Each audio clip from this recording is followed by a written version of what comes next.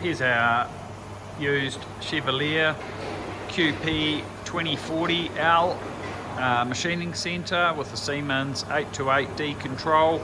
Just got a simple program loaded in the machine, just going to do a dry run here. Select tool 1, which is a facing tool. That's just doing a dummy facing cycle at 2000 RPM.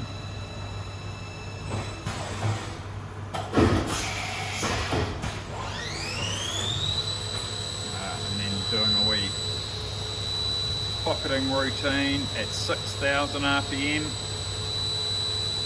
ramping in helically.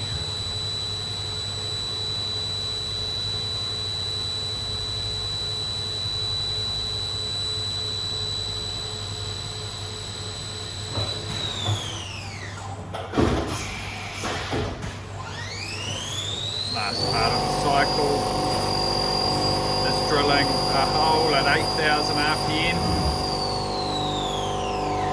and that's it, cycle complete.